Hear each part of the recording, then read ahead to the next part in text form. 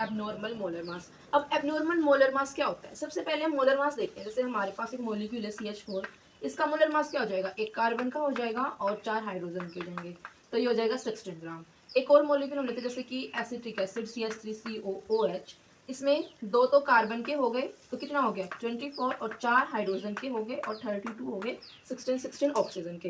तो ये हमारा हो जाएगा 60 ग्राम एसिटिक एसिड का मोलर मास। वही अगर हम ले NaCl है हमारे पास 1 मोल, और जब ये डिसोशिएट होता है तो Na positive plus Cl negative, मतलब 1 मोल Na का बनता है और 1 मोल क्लोरीन का बनता है।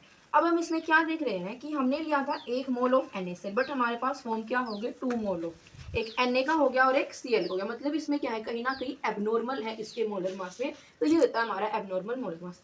अब हम जैसे एसिटिक एसिड का एग्जाम्पल लेके चलते हैं, CH3COOH, यही हम एक और मॉलिक्यूल लेते हैं CH3OH, और यहाँ O होगा। अब इनके बीच में ये क्या हो जाएगी? This is hydrogen bonding. मतलब हमने यहाँ क्या कर लिया? यहाँ एक डाइमर बना लिया, ठीक है। अब यहाँ पर जब सिंगल था ये एसिटिक एसिड, तो इसका मोलर मास था 60 ग्राम, ये हाइड्रोजन का, ये CH4 का है और ये एसिटिक एसिड का। बट जब ये डाइमर हो गए, मतलब दो फॉर्म हुए, तो मतलब इसका जो मोलर मास है वो कितना हो गया? 120 ग्राम। तो ये हम इसका एक एग्जांपल ले सकते हैं।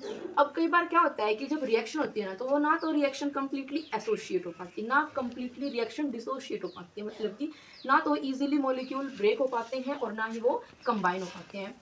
तो हम ऐसे रिएक्शन में जो एबनॉर्मल मोलर मास है वो कैसे फाइंड करेंगे? तो उसके लिए हमारे पास आया वेंटो फैक्टर। तो